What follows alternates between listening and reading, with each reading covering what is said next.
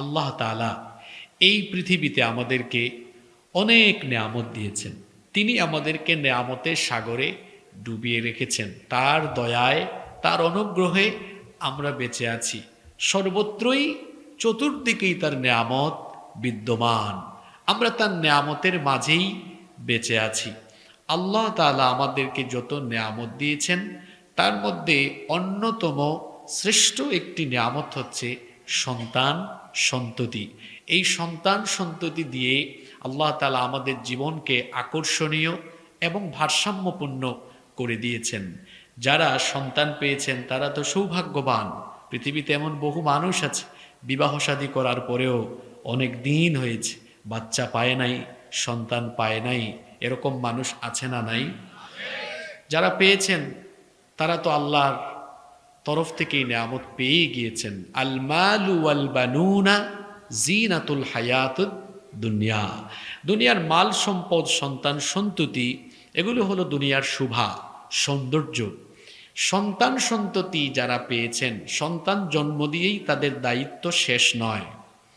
সন্তানের বাবা মা হওয়া যতটা গুরুত্বপূর্ণ, তার চাইতে সন্তান জন্ম দেওয়ার পরে তাদেরকে সঠিক পথে গাইডেড করা, সঠিক পথে পরিচালিত করে তাদেরকে আদর্শ মানুষ হিসেবে গড়ে তোলা, এটা আরও বেশি গুরুত্বপূর্ণ।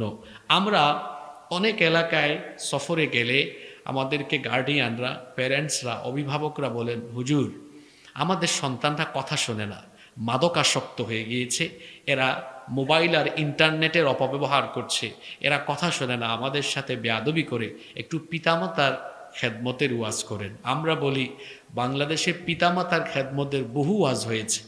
আগে সন্তানের হক কিভাবে আদায় করতে হয়, সন্তান কিভাবে লালন পালন করতে হয়, প্যারেন্টিং কিভাবে করতে হয়, এটা আগে মানুষের জানা দরকার। কারণ একটা গাছ রোপণ করার পরে, একটা গাছ লাগানোর পরে কেউ যদি সেটার পরিচর্যা না করে, সেই গাছ কি বেড়ে উঠবে? সেই গাছ থেকে কি ফল পাওয়া যাবে? না, বরং সেই গাছ লাগানোর পরে গাছের গোড়ায় পানি ঢালতে হয়, ক্ষেত্র বিশেষে সেখানে সার বিষ দিতে হয়, এটার দেখাশোনা করতে হয়, পরিচর্যা করতে হয়।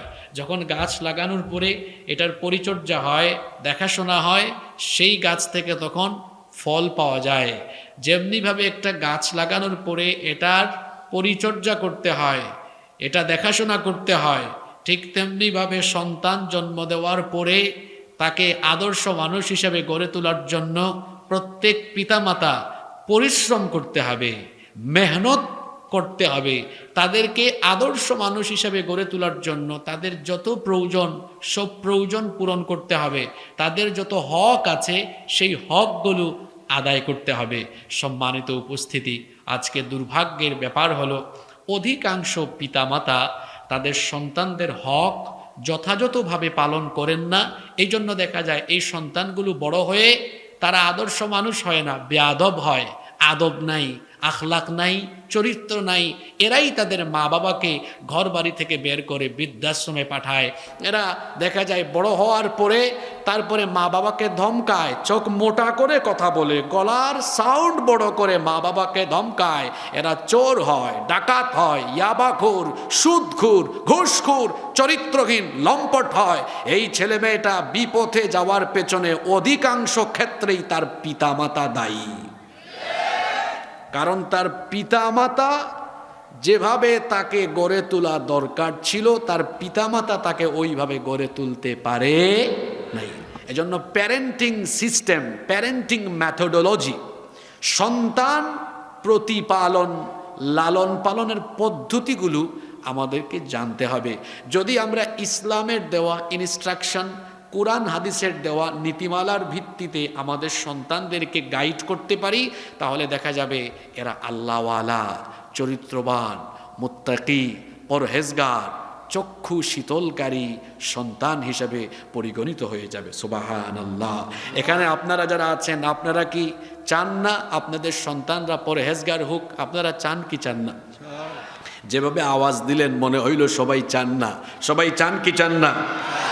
অবিবাহিতরা ভাবতেছে হুজুর বউই নাই, সন্তান কিভাবে লালন পালন করব? আরে আপনারা তো আজকে আরো বেশি সৌভাগ্যবান, কারণ যারা সন্তান ইতিমধ্যে পেয়েছে তারা আজকের দেওয়া এই প্রেসক্রিপশনগুলো অ্যাপ্লাই করার সুযোগ হয়তো অনেকে পেছন থেকে পায় নাই, অর্থাৎ সন্তানদের বয়স হয়েছে, কিন্তু আপনি বিয়ে শাদীর আগে জানলেই দেখা যাবে আপনার আগামী দিনের দাম্পত্য জীবন, পরিবার আরও বেশি সমৃদ্ধ এবং সুন্দর হবে ইনশাআল্লাহ। এজন্য আজকের আলোচনাটি, আমি জানি না আজকে মহিলা প্যান্ডেল এখানে আছে কিনা, আছে না? আলহামদুলিল্লাহ। তাহলে আজকের আলোচনাটি মা বোনেরা, বৃদ্ধ, বয়স্ক, তরুণ, যুবক সকলের জন্য একটা উপযোগী, ইফেক্টিভ একটা আলোচনা হবে ইনশাআল্লাহ। যদিও আমি দেখতে পাচ্ছি কুয়াশা পড়ছে, আপনাদের কষ্ট হচ্ছে আমি জানি, কিন্তু এই চাপাইয়ের মানুষ এরা তো কোরআন হাদিসের জন্য দেওয়া না, পাগলপাড়া। আজকে আমরা আল্লাহর কালাম থেকে, আল্লাহর কালামের সুধা পান করার জন্য এখানে আমরা কি কিছু সময় এই ঠান্ডার মধ্যে বসে থাকতে পারবো না? রব, তুমি সাক্ষী থেকেও তোমার বান্দারা সিদ্ধান্ত নিয়েছে, আল্লাহ এই মাহফিলকে তুমি কিয়ামতের দিন আমাদের নাজাতের ওয়াসিলা বানিয়ে দিও, বলেন আমিন। চলেন আমরা কথা শুরু করি।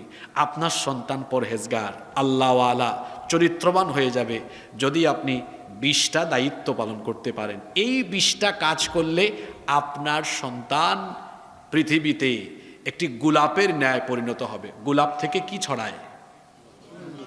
জোরে বলেন, কি ছড়ায়? সুগন্ধি ছড়ায়।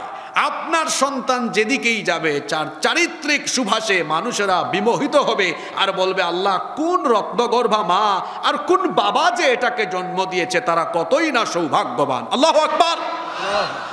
কয়টা কাজ? যাদের সুযোগ আছে মোবাইলে খাতায় নোট করেন, এটা আগামীকাল এলাকায় এলাকায় আলোচনা করবেন। খতিব সাহেব যারা এসেছেন পয়েন্টগুলো নোট ডাউন করেন, জুমায় এগুলো আলোচনা করবেন ইনশাআল্লাহ। নাম্বার 1, আপনার সন্তানকে আদর্শ সন্তান হিসেবে গড়ে তোলার জন্য আপনাকে প্রথম যে দায়িত্ব পালন করতে হবে সেটা হচ্ছে আপনার সন্তানের জন্য একজন নেককার মা তৈরি করতে হবে, অর্থাৎ তাকে একজন নেককার মা গিফট করতে হবে। এর মানে হলো বিয়ে শাদীর সময় দিনদার নেককার একজন নারীকে বিবাহ করতে হবে।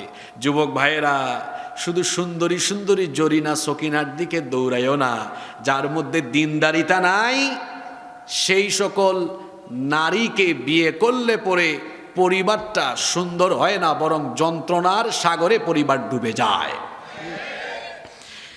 এই জন্য এখানে যত পিতা মাতা আছেন, মহিলা প্যান্ডেল থেকেও যত মায়েরা আলোচনা শুনছেন, সকলকে আমি বলবো, বিয়ে শাদীর ক্ষেত্রে ছেলে মেয়েকে যখন বিবাহ দিবেন তখন ধন সম্পদ বংশ মর্যাদা এগুলোর চাইতে দিনদারিতাকে সব চাইতে বেশি প্রায়োরিটি দিবেন। কারণ বুখারী এবং মুসলিম শরীফে হাদিস এসেছে, সবচাইতে বেশি সংখ্যক হাদিস যে সাহাবী বর্ণনা করেছেন, সাইয়্যিদুল মুহাদ্দিসিন আবু হুরায়রা রাদিয়াল্লাহু আনহু এই হাদিসটি বর্ণনা করেছেন। তিনি বলেছেন, আল্লাহর নবী বলেছেন, তুনকাহুল মারআতু লিআরবা, 4টি বিষয়ের প্রতি লক্ষ্য রেখে নারীদেরকে বিবাহ করা হয়। 1 নাম্বার হলো লিমালিহা, মেয়ের বাপের ধন দৌলত। 2 নাম্বার হলো ওয়ালি হাসবিহা, তার বংশমর্যাদা। 3 নাম্বার হলো ওয়ালি জামালিহা, তার রূপ সৌন্দর্য। 4 নাম্বার হলো ওয়ালি দীনিহা, তার দিনদারিতা। জোরে বলেন তো কয়টা বিষয়? আচ্ছা বলেন তো, বিয়ের ক্ষেত্রে এই 4টা জিনিস দেখা হয় কি হয় না? 1 হলো সম্পদ, 2 হলো বংশমর্যাদা, 3 হলো সৌন্দর্য, 4 হলো দিনদারিতা। আল্লাহর নবী বলেছেন, ফাযফার বিযাতিদ্দীনি তারিবাত ইয়াদাক, এই 4টা বিষয়ের মধ্যে দিনদারিতাকে সবার উপরে প্রাধান্য দাও। কারণ একটা মেয়ে যতই সুন্দরী আর রূপসী হোক না কেন, বংশমর্যাদা যতই উন্নত থাকুক না কেন, তার বাবার ধন সম্পদ যতই বেশি থাকুক না কেন, এই মেয়েটার ভেতরে যদি 5 ওয়াক্ত নামাজের আমল, তার মধ্যে যদি পর্দার অভ্যাস, নামাজের অভ্যাস, দিন মেনে চলার অভ্যাস না থাকে, এই রকম বেদিন মেয়েকে বিয়ে করে সংসার আরম্ভ করলে পরে সংসার জাহান্নামের রঙে জাহান্নামে একেবারে পরিণত হয়ে যাবে। আর যদি মেয়েটা দেখতে সুন্দর কম হয়, গরিব ঘরেরও হয়, টাকা পয়সা তার বাবার যদি বেশি নাও থাকে, বংশমর্যাদাও যদি ভালো না হয়, কিন্তু মেয়েটার মধ্যে যদি দিনদারিতা থাকে, সে যদি 5 ওয়াক্তের নামাজি হয়, পর্দা মেনে চলার অভ্যাস তার মধ্যে থাকে, আজান হলেই নামাজে দাঁড়িয়ে যাওয়ার খাসলত থাকে, ঘর থেকে বের হলে পর্দা করে বের হয়, দিন মানে এই রকম দিনদার নেককার মেয়েকে বিয়ে করে সংসার আরম্ভ করলে দেখা যাবে গোটা ঘরটা জান্নাতের রঙে রঙিন হয়ে যাবে। কারণ দুনিয়াতে যত সম্পদ আছে, টাকা পয়সা, গাড়ি বাড়ি, ধন সম্পদ যা আছে, সব কিছুর মধ্যে শ্রেষ্ঠ সম্পদ হলো একজন নেককার নারী জীবনে পাওয়া। এটা হলো দুনিয়ার জীবনের সবচেয়ে শ্রেষ্ঠ সম্পদ। এই জন্য ইবনে মাজাহ এবং মুসলিম শরীফে হাদিস এসেছে, আল্লাহর নবী বলেছেন, আদ-দুনিয়া কুল্লুহা মাতা, দুনিয়ায় যা কিছু আছে সব কিছুই হলো সম্পদ। ওয়া খায়রু মাতা'id দুনিয়া আল মারআতুস সালিহা, দুনিয়ার সকল সম্পদের মধ্যে নেককার নারী হচ্ছে সর্বশ্রেষ্ঠ সম্পদ।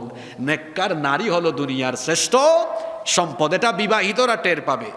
আপনার বাড়ি আছে, গাড়ি আছে, বিঘা বিঘা জায়গা আছে, বিশাল আমবাগান আছে, অনেক সম্পদ আছে, কিন্তু ঘরের ভেতরের বউ এটা ইন্ডিয়ান সিরিয়াল ছাড়া কিচ্ছু বুঝে না, এক ওয়াক্ত নামাজও পড়ে না, ঘর থেকে বের হওয়ার সময় কড়া লিপস্টিক ঠোঁটে দিয়ে বের হয়, পরপুরুষের সাথে কথা বলে, দিন একটুও মেনে চলে না, গাড়ি বাড়ি, বিঘা বিঘা জায়গা জমি, আম বাগান সব থাকলেও বউ যদি দিন মেনে না চলে, এই স্বামী জীবনেও এক ফুটা শান্তি পাবে না। টাকা পয়সা কম, ভ্যান চালাইয়া খায়, মাঠে ঘাটে পরিশ্রম করে খায়, টাকা বেশি নাই, বাড়ি একটা কোনো রকম আছে, কোনো রকমে চলে, কিন্তু সারাদিন পরিশ্রম করে বাড়ি গেলে দেখে বউ গামছা নিয়ে দাঁড়ায় আছে, ওগো তাড়াতাড়ি গোসল করো গো, সব রেডি করে রেখেছে। ওদিকে গোসল করে বের হয়ে দেখে টাটকা খাবারও রেডি, খাবারগুলো বেড়ে দিচ্ছে, আবার মাঝে মাঝে আদর করে মুখে তুলেও খাওয়ায় দেয়। ফজরের নামাজের সময় এসে ফিস করে ডাকে, ওগো শুনছো, খুব ঠান্ডা, আমি গরম পানি করেছি, ওঠো আমি পানি ঢেলে দেই, তুমি অজু করো। দুজনেই নামাজি, জোহরে আসরে মাগরিবে এশায় নামাজ মিস হয় না, কোরআন পড়ে তাসবিহ তাহলিল করে আল্লাহর দিন মানে। স্বামী স্ত্রী বাড়ি থেকে বের হয়ে নবাবগঞ্জে যায়, স্বামী তার স্ত্রীকে পর্দা করায় নিয়ে যায়। এই রকম নেককার দিনদার নারী যার ঘরে আছে, দুনিয়ার সুখ সমৃদ্ধি তার ঘরের ভেতরে আছে। টাকা পয়সা দিয়ে সুখ পাওয়া যায় না। দুনিয়াতে এমন বহু পয়সাওয়ালা আছে রাতে ঘুমাইতে পারে না, দুনিয়াতে এমন বহু পয়সাওয়ালা আছে রোগের অভাব নাই, মুখে রুচি নাই, খাইতে পারে না, আছে না নাই? সুখ শান্তি কাট দেওয়া। বিশ্বাস করেন, ঘরের ভেতরে নারী যদি ভালো না হয়, নিজের বউ যদি ভালো না হয়, দুনিয়ার সব কিছু আপনার কাছে তিতা তিতা লাগবে, মেজাজ কর্কশ থাকবে, মাথা গরম থাকবে, কারণ ঘরের জিনিসটাই তো ভালো না। এই জন্য আল্লাহর নবী দুনিয়ার সুখী ব্যক্তির পরিচয় দিয়েছেন। আল্লাহর নবী বলেছেন আরবাউম মিনাস সাআদা, আল্লাহর নবী বলেছেন আরবাউম মিনাস সাআদা, 4টি জিনিস হলো সৌভাগ্যের লক্ষণ। যে ব্যক্তি দুনিয়াতে 4টা জিনিস পেয়েছে, সেই ব্যক্তি দুনিয়াতে সুখী হয়ে গিয়েছে। সুবহানাল্লাহ, জোরে বলেন তো কয়টা জিনিস? কোন 4টা জিনিস আল্লাহর নবী বলেছেন? 1 নাম্বার হলো আয-যাওজাতুস সালিহা, আই আল মারআতুস সালিহা, নেককার স্ত্রী। 2 নাম্বার হলো আল মাসকানুল ওয়াসিআ, প্রশস্ত বাড়ি। 3 নাম্বার হলো আল মারকাবুল হানি, চলার জন্য একটা বাহন। 4 নাম্বার হলো আল জারুস সালিহ, উত্তম প্রতিবেশী। এই 4টা জিনিস যে পেয়েছে, সেই ব্যক্তি দুনিয়ার সুখ পেয়েছে। তার মধ্যে প্রথমটাই হলো নেককার স্ত্রী পাওয়া।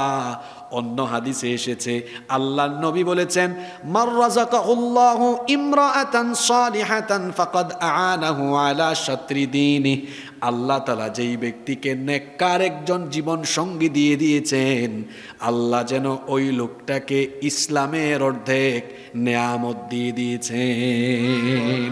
তো অর্ধেক যদি পেয়ে যায়, বাকি অর্ধেক আছে না, এটা কোথায় পাবে? আল্লাহর নবী বলেছেন ফালইয়াত্তাকিল্লাহা ফিন্নিসফিল বাকি, বাকি অর্ধেকও পেয়ে যাবে যদি সারা জীবন আল্লাহকে ভয় করে চলে, তাহলে 100 ভাগ ইসলামের নেয়ামত আল্লাহ ওই ব্যক্তিকে দিয়ে দিবেন। সুবহানাল্লাহ কি বাড়ি গিয়ে বলবেন নাকি গো? কেন প্রথম পয়েন্টে একজন নেককার স্ত্রীর কথা বললাম? আপনাদের কষ্ট হচ্ছে নাকি? কেন বলেছি, রিজনটা কি? কারণ হলো আপনার স্ত্রী সেটা শুধু স্ত্রী নয়, এটা সন্তান উৎপাদনের কারখানা। এই পেট থেকেই সন্তান আসবে। নারীদের পেট তো শুধু পেট নয়, এটা সন্তান উৎপাদনের কারখানা। তাদের পেটেই জন্ম নিয়েছেন পয়গাম্বার নবী রাসূল আলাইহিমুস সালাম, তাদের গর্ভে এসেছেন পৃথিবীর শ্রেষ্ঠ শ্রেষ্ঠ সন্তানেরা, ঠিক না বে ঠিক? এজন্য আপনার স্ত্রী ভালো হওয়া এটা অত্যন্ত জরুরি। কেন? কারণ আজকের বিজ্ঞানও বলছে একজন মা যখন প্রেগনেন্ট হন, তার প্রেগনেন্সির লাস্ট পর্যায়ে, বিশেষ করে সন্তান পৃথিবীতে আসার 16 সপ্তাহ আগে, 16 সপ্তাহ মানে 4 মাস, 16 সপ্তাহ মানে কয় মাস? হিউম্যান এমব্রায়োলজি নিয়ে যারা গবেষণা করছেন তারা বলছেন a child gets hearing before 16 weeks of birth. সন্তান পৃথিবীতে আসার আগে, মায়ের পেটে থাকাকালীন দুনিয়ায় আসার 4 মাস আগে থেকেই সে শুনতে পায়। কি আপনারা কি বাদাম খাবেন? কথাগুলো শুনবেন না? বাদাম খায়া খায়া শুনেন। সন্তান পৃথিবীতে আসার আগে, মায়ের পেটে থাকতেই কয় মাস আগে শোনে? 4 মাস। এটা চিকিৎসা বিজ্ঞান বলছে। আপনারা বলবেন হুজুর বিজ্ঞান তো অনেক আপডেটেড। না, কোরআন আপডেটেড, বিজ্ঞান ব্যাকডেটেড।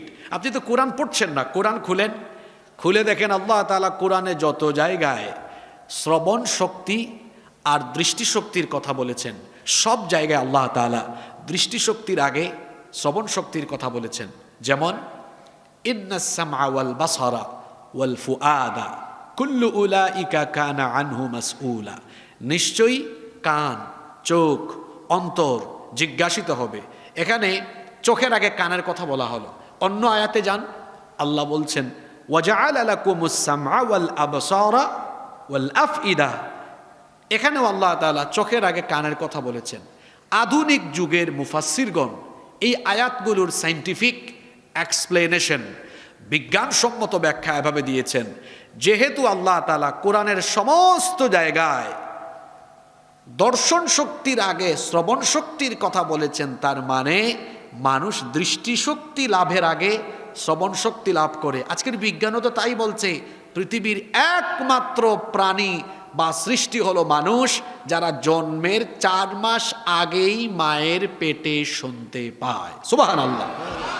কোরআনও বলছে এটা, বিজ্ঞানও এটা বলছে। তাহলে শোনেন, খেয়াল করেন, এখন যদি এই মা এটা খারাপ হয়, সন্তান পেটে নিয়ে সারাদিন থাকদিন না দিন দিন দিন ঝাঁকানাকা ঝাঁকানাকা, লারে লারে লারে লালা, এগুলোই শুনতে থাকে, তো বিজ্ঞান আর কোরআন বলে পেটের ভেতর থেকে সন্তান এটা সব শুনে।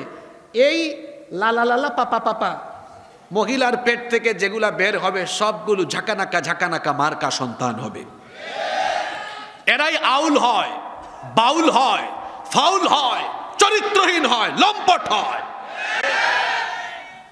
আর যদি এই নারী এমন থাকে যে পেটে সন্তান, আজান হয়েছে, আল্লাহু আকবার, আলহামদুলিল্লাহি রাব্বিল আলামিন আর রহমানির রহিম মালিকি ইয়াউমিদ্দিন ইয়াকা না'বুদু ওয়া ইয়াকা নাস্তাঈন ইহদিনাস সিরাতাল মুস্তাকিম সিরাতাল লাযীনা আন'আমতা আলাইহিম গায়রিল মাগদুবি আলাইহিম ওয়ালাদ-দাল্লিন।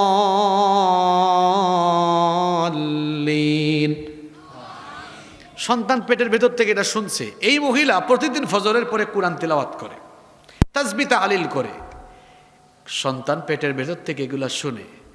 এই মহিলার পেট থেকে এই সন্তানগুলো বের হয়ে এরা আল্লাহওয়ালা হয়, এরা আলেম হয়, মুফাসসির হয়, মুহাদ্দিস হয়, পৃথিবী বিখ্যাত আলেম হয়, এরা আবু হানিফা হয়, এরা ইমাম আহমদ বিন হাম্বল, ইমাম শাফিঈ রাহিমাহুমুল্লাহ, এরকম জগৎ বিখ্যাত আলেমরা এমন নারীর পেট থেকে বের হয়।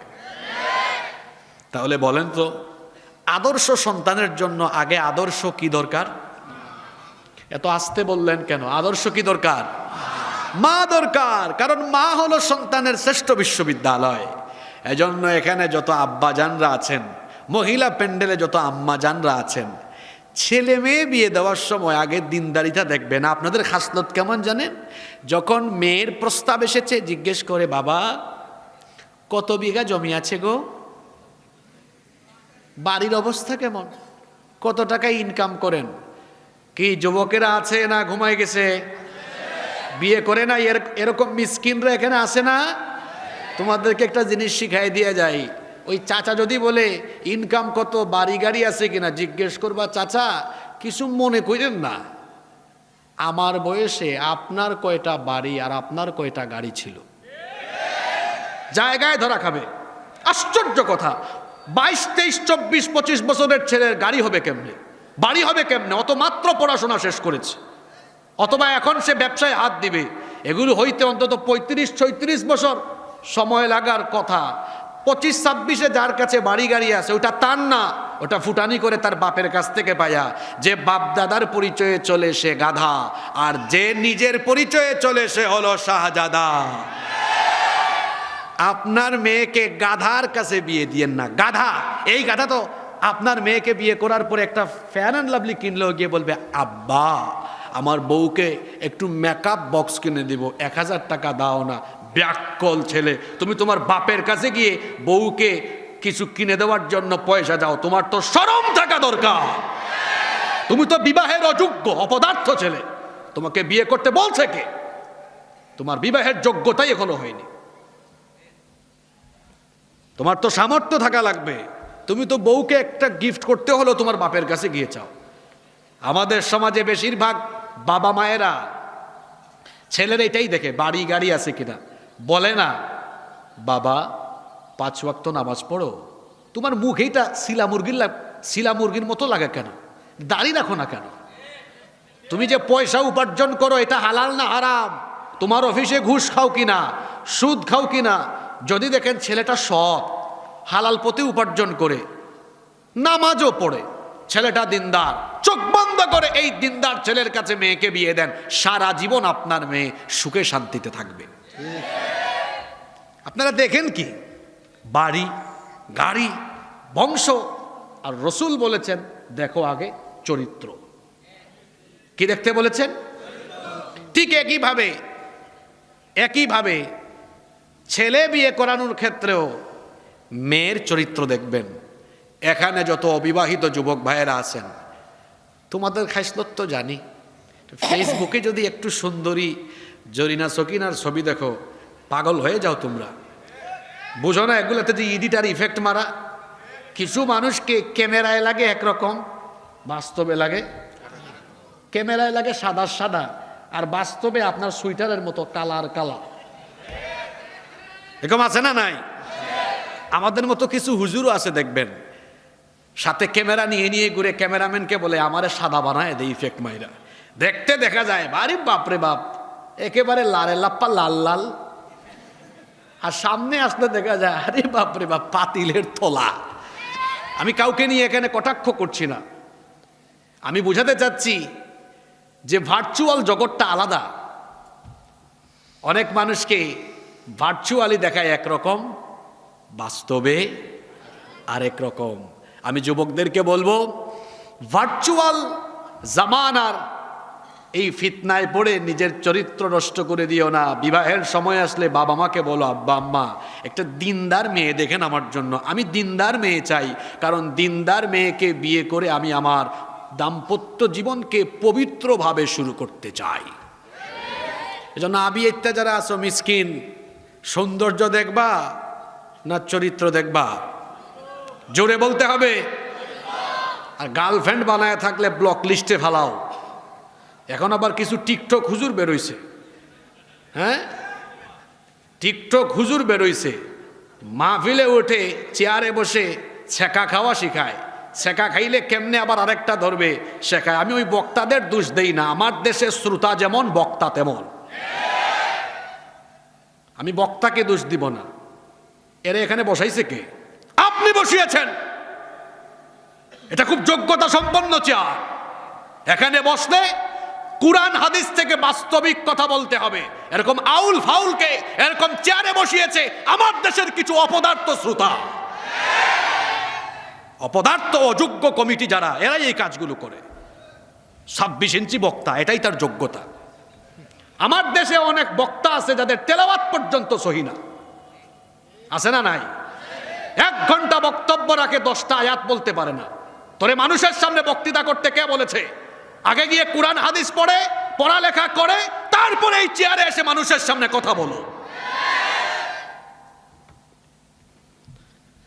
সম্মানিত উপস্থিতি, তাহলে আদর্শ সন্তানের জন্য আগে কি লাগবে? আদর্শ। আপনারা কষ্ট পাচ্ছেন? 2, সন্তানকে আদর্শভাবে গড়ে তোলার জন্য সন্তান যখন আল্লাহ দিয়ে দিবেন তখন প্রাণ ভরে মন উজাড় করে শুকরিয়া আদায় করতে হবে যার। জোরে বলেন তো তিনি কে? সন্তান পেয়ে গেলেন। অনেকে আছে সন্তান পাওয়ার পরে ফেসবুকে স্ট্যাটাস দেয়, ওয়াও আমার একটা ছেলে হইছে। বলছে কি? ওয়াও। কি বলছে? এখানে কি ওয়াও বলবে না আলহামদুলিল্লাহ পড়বে? ওয়েস্টার্ন কালচার আমাদেরকে গ্রাস করে ফেলেছে। দেখেন না, সালাম দেয় না, কয় হাই, ইনশাআল্লাহ বলে না। আর চাপাইয়ে তো শিন এর মাখরাজ উঠে গেছে, কয় ইনশাআল্লাহ। খুব সুন্দর আপনাদের ভাষা, চাপাইয়ের ভাষা আমার অনেক ভালো লাগে। তো ইনশাআল্লাহ না বলে বলছে কি ওকে। কক্সবাজার গিয়ে বলতেছে, দোস্ত আরে দেখছো গো কি অ্যামেজিং, ফ্যান্টাস্টিক। এখানে সুন্দর কিছু দেখেছে বলবে সুবহানাল্লাহ, মাশা আল্লাহ। আল্লাহর তরফ থেকে কোনো নিয়ামত পেয়েছে বলবে আলহামদুলিল্লাহ। সন্তান হলো আল্লাহর দেওয়া নিয়ামত। কারণ এমন বহু দম্পতি আছে বিবাহের পরে 5 বছর 10 বছর হয়ে গিয়েছে, বাচ্চা হয় না। বলেন তো এই রকম দম্পতি আছে না নাই? সন্তান যিনি দেওয়ার মালিক, গলার আওয়াজ বড় করে বলেন তিনি কে? রব্বুল আলামিন কুরআনুল কারীমের 42 নম্বর সূরা সূরাতুশ শুরা এর 49 নম্বর আয়াত থেকে বলছেন, লিল্লাহি মুলকুস সামাওয়াতি ওয়াল আরদি ইয়াখলুকু মা ইয়াশা ইয়াহাবু লিমান ইয়াশাউ ইনাথা ওয়া ইয়াহাবু লিমান ইয়াশাউ الذكور أو يزوجهم ذكرانا وإناثا ويجعل من يشاء عقيما إنه عليم قدير। আল্লাহ তাআলা বলছেন আসমান সমূহ এবং জমিনে যা কিছু আছে সব কিছুর মালিকানা কার? তিনি যাকে চান তাকে কন্যা সন্তান দেন, যাকে চান পুত্র সন্তান দেন, যাকে ইচ্ছা ছেলে মেয়ে দুইটাই দেন। আবার আল্লাহর যাকে ইচ্ছা ছেলেও দেন না, মেয়েও দেন না, বন্ধা অবস্থায় রেখে দেন। সন্তান দেওয়ার একমাত্র ইখতিয়ার যার, তিনি কে? প্রশংসা করতে হয় আমাদের জাতির পিতা। জোরে বলেন তো জাতির পিতা কে? যারা বলে না এদের জাতির পিতা কারা? আমাদের দেশে এক গোষ্ঠী ছিল, এক রাবেয়া বসুরি ছিল, জোর করে জাতির ঘাড়ে জাতির পিতা চাপিয়ে দিতে চেয়েছে। জোর করে জাতির ঘাড়ে জাতির পিতা চাপিয়ে দেওয়া যায় না। জাতির পিতা হচ্ছেন ইব্রাহিম আলাইহিস সালাম। 86 বছর পর্যন্ত তার কোনো সন্তান ছিল না। 86 বছর বয়সে হাজেরার ঘরে আল্লাহ সন্তান দিলেন। তিনি সন্তান পাওয়ার পরে তার মুখ থেকে কোন বাক্যটা বের হলো শুনেন। রব্বুল আলামিন কোরআনে কারীমের 14 নম্বর সূরা সূরা ইব্রাহিমের 39 নম্বর আয়াতে বললেন, আলহামদুলিল্লাহিল্লাযী ওয়াহাবা লি আলাল কিবারি ইসমাঈলা ওয়া ইসহাক ইন্না রাব্বি লাসামিউদ দুআ। তিনি সন্তান পাওয়ার পরে বলেছিলেন সব প্রশংসা হলো আল্লাহর, যিনি আমাকে বার্ধক্য বয়সে ইসমাইল এবং ইসহাকের মতো নিয়ামত দিয়েছেন। সেই জন্য তিনি যার প্রশংসা আদায় করলেন তিনি কে? যেন সন্তান জন্ম হয়েছে সাথে সাথে শুকরিয়া আদায় করব কার? দেখেন আমি ধারাবাহিকভাবে বলছি কিভাবে আদর্শ সন্তান হবে। 1 আদর্শ মা, 2 হয়েছে আল্লাহর শুকরিয়া, 3 এই সন্তানের জন্মের পরেই তার ডান কানে আজান দিবেন আর বাম কানে একামত দিবেন। কেন আজান দিতে হয়, কেন ডান কানে আজান আর বাম কানে একামত দেওয়া লাগে? কারণ হলো অন্য হাদিসে এসেছে, আল্লাহর নবী বলেছেন যখন কোনো সন্তান পৃথিবীতে আসে আপনারা দেখবেন মায়ের পেট থেকে বের হয়ে সন্তান কাঁদে নাকি হাসে? কেন সন্তান কাঁদে? আল্লাহর নবী বলেছেন সন্তান মায়ের পেট থেকে বের হয়ে দুনিয়াতে আসা মাত্রই শয়তান গিয়ে তারে গুতাগুতি করে, শয়তানের গুতাগুতিতে সে কান্না করে। এজন্য নবীজি প্রেসক্রিপশন দিয়েছেন জন্ম নেওয়ার পরেই তার ডান কানে আজান দাও, বাম কানে একামত দাও। কারণ আজান আর একামতের শব্দ শুনলে পরে শয়তান তখন পালিয়ে যায়। আল্লাহু আকবার। আজান আর একামত দেওয়ার আরেকটা কারণ হলো যাতে সন্তান জন্মের পরেই তার কানের ভেতরে আল্লাহর শ্রেষ্ঠত্বের বাণী পৌঁছে যায়। এই জন্য জন্ম নেওয়ার পরে ডান কানে আজান আর বাম কানে একামত দেওয়ার কথা বলেছেন মুহাম্মদ। আমরা বলি সাল্লাল্লাহু।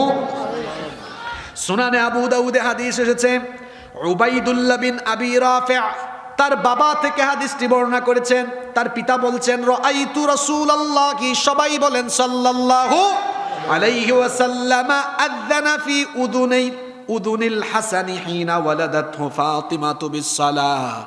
তিনি বলছেন আল্লাহর নবীর মেয়ে ফাতেমাতুজ জাহরা রাদিয়াল্লাহু আনহার ঘরে যখন হাসানের জন্ম হলো, আল্লাহর নবী ছোট্ট হাসান ছোট্ট নাতিকে কুলে নিয়ে তার ডান কানে আজান দিয়েছেন। আগে তো আজান হইতো, এখন আজান দেওয়ার মতো পরিবেশও অনেক জায়গায় থাকে না। কারণ আগে তো সন্তান হইতো বাসা বাড়িতে, আর এখন হয় কোথায়? কথা বলেন না কেন আপনারা? আমার মা 8টা সন্তান জন্ম দিলেন। আমরা 6 ভাই 2 বোন, 1 বোন মারা গেছে। একটারও তো সিজার লাগলো না। এই যে এখানে যারা বসে আছেন তাদের মা, আমাদের মা, চাচি, দাদি, নানিরা 8টা 10টা 12টা 13টা 14টা সন্তান জন্ম দিয়েছেন। হ্যাঁ, 20টা পর্যন্ত হয়েছে, কোন সিজার। এখন একটা হওয়ার 3 দিন আগে হাসপাতালে ভর্তি। কি বলেন, আছে না নাই? আল্লাহর উপর তাওয়াক্কুল কমেছে। আর কিছু ডাক্তার ও কসাইয়ের ভূমিকায় এসেছে, সিজার না লাগলেও জোর করে সিজার করাবে, আছে না নাই? অথচ ইউরোপ আমেরিকায় স্লোগান আছে নো সিজার, নো। কেন? কেন? কারণ হলো, শোনেন, আল্লাহর দেওয়া প্রক্রিয়াতে কল্যাণ আছে। সন্তান পৃথিবীতে আসার একটা পথ আছে, ওই পথে আসলেই তার লাভ আছে। কেমন লাভ? চিকিৎসা বিজ্ঞান বলছে সন্তান যখন স্বাভাবিক প্রক্রিয়ায় জন্ম নেয়, তার মায়ের জরায়ুতে থাকা অসংখ্য ব্যাকটেরিয়া তার পুরো গায়ে লেগে যায়, যেগুলো তাকে কঠিন কঠিন মরণব্যাধি এবং ভাইরাসজনিত অনেক রোগ থেকে তার শরীরকে রোগ প্রতিরোধ ক্ষমতা সম্পন্ন হিসাবে গড়ে তোলে। আল্লাহু আকবার। এজন্য দেখবেন স্বাভাবিকভাবে জন্ম নেওয়া সন্তানরা, এরা অনেকাংশে এদের রোগ প্রতিরোধ ক্ষমতা বেশি থাকে। সিজারে যারা হয় একটু রুগা রুগা থাকে, এরা একটু দুর্বল দুর্বল থাকে। কেন? অত স্বাভাবিকভাবে দুনিয়ায় আসে নাই। আজান দেওয়ার মানুষও অনেক সময় ক্লিনিকে পাওয়া যায় না। আমি একবার এক এলাকায় গিয়েছি, বাচ্চাকে কুলে এনে দিয়ে বলে, হুজুর আপনি প্রধান বক্তা, আজানে কামতটা আপনার জন্য রাখছি। আমি বললাম কয়দিন হয়েছে? কয় 5 দিন। আমি বললাম ইন্না লিল্লাহি ওয়া ইন্না ইলাইহি। আমি দিলেন না কেন? কয় আজকে হাসপাতাল থেকে আনছি, আর নিয়ত করছিলাম আপনিই দিবেন। দেখছেন কারবার? Many Muslims feel embarrassed do this work. অনেকেই এই সকল কাজে লজ্জা পায়, আজান দেওয়া, একামত দেওয়া, একটু শেম ফিল করে, লজ্জা ফিল করে। আচ্ছা, নিজের সন্তানকে আজান দিল না। আমি বললাম কেন দিলেন না? দিতাম, শরম লাগে। বাচ্চা হওয়াই দিছে, শরম লাগে নাই? আজান দিতে তার শরম লাগে। এরকম মানুষ আমার আপনার সমাজে আছে না নাই? আরে বাচ্চার কানে আজান একামত দেওয়া তো শরমের কাজ নয়, বরং চুরি করা, ডাকাতি করা, লুণ্ঠন করা, চাঁদাবাজি করা, অন্যায় করা, পাপ করা হলো গুনাহের কাজ। এখানে শরম লাগার কথা, ওখানে শরম লাগে না। কয় হুজুর শরম লাগে। অনেকে আছে সব কাজ হুজুর দিয়ে করায়, যেমন তার বাপ মারা গেছে, কয় হুজুর 1000 টাকা হাদিয়া দিলাম, আপনি একটু আমার মা বাবার জন্য কান্দা কান্দা দোয়া করেন। হে কাঁদে না, হুজুর কাঁদায়। আছে না নাই? সারা দুনিয়ার সব হুজুর যদি আপনার মা বাপের জন্য কাঁদে, এটা কবুল হইতেও পারে, নাও হইতে পারে, কিন্তু আপনার পিতামাতার জন্য আপনার চোখের পানি বের হয়ে নাকের ডগায় আসার আগে সারা পৃথিবীর পানি দিয়ে জাহান্নামের আগুন নিভানো যায় না। সন্তানের 2 ফোঁটা চোখের পানিতে পিতামাতার জাহান্নামের আগুন চিরদিনের জন্য নিভে যায়। তো আজান দিতে হয় ডান কানে, একামত দিতে হয় কোন কানে? যাদের সন্তান বিপদে গেছে মিলান এগুলা করছেন কিনা? কষ্ট হচ্ছে নাকি আপনাদের? আপনারা 25-26 মিনিট ধৈর্য ধরে একদম বসে থাকতে পারবেন না ইনশাল্লাহ? নাম্বার 4, 4 নাম্বার, তাহনিক করা। এটা তো আমাদের সমাজ থেকে উঠে গেছে এখন। কথাটা কি বললাম? তাহনিক মানে কি? খেজুর বা মধু বা মিষ্টি জাতীয় কোনো জিনিস সন্তানের ঠোঁটের মধ্যে লাগিয়ে দেওয়া। আবু মুসা আল আশআরী রাদিয়াল্লাহু আনহু তিনি বলছেন, আমার ঘরে একটা সন্তান জন্ম হলো, ছেলে জন্ম নিল। ছেলেটাকে কুলে নিয়ে আমি নবীজির দরবারে গেলাম। আল্লাহর নবীজি আমার ছেলেটাকে কুলে নিলেন, তারপরে তার সুন্দর একটা নাম রেখে দিলেন। এরপরে আল্লাহর নবী একটা খেজুর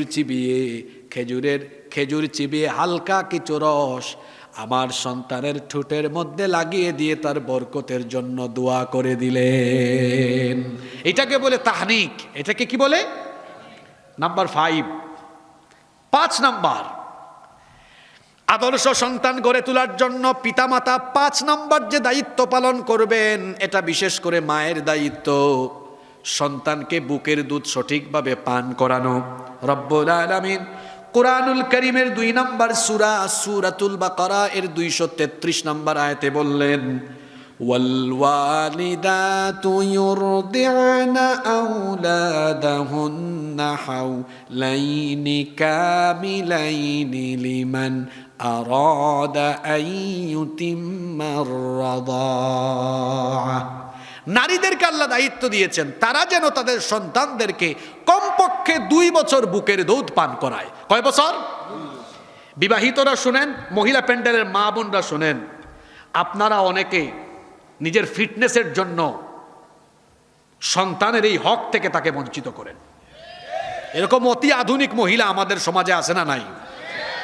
বিশেষ করে অনেকে সন্তান জন্ম নেওয়ার পর বুকের শাল দুধটা ফেলে দেয়, অথচ এই শাল দুধটা বাচ্চার জন্য এত দরকারি। চিকিৎসক এবং চিকিৎসা বিজ্ঞানীগণ বলেছেন, এই শাল দুধ যে বাচ্চাকে পান করানো হয়, ওই বাচ্চা কলেরা, ডায়রিয়া, মেনিনজাইটিস, শ্বাসতন্ত্রের প্রবাহ, কান পাকা, এরকমের বেশ কয়েকটা মারাত্মক ব্যাধি থেকে আল্লাহ তাকে এই শাল দুধ দিয়ে 100 ভাগ সুরক্ষিত করে দেন। এটা ফেলে দেয়। আবার অনেকে এখন বুকের দুধ পান করায় না, বাজারের দুধ খাওয়ায়, অথচ সন্তানের জন্য মায়ের দুধের কোনো বিকল্প। আর যারা আল্লাহর হুকুম মানে না, এদের উপর আল্লাহর গজব পড়ে। আজকে পৃথিবীতে দেখা যাচ্ছে ব্রেস্ট ক্যান্সারের পরিমাণ বেড়ে গিয়েছে, মহিলাদের ব্রেস্ট ক্যান্সার বেড়ে যাচ্ছে।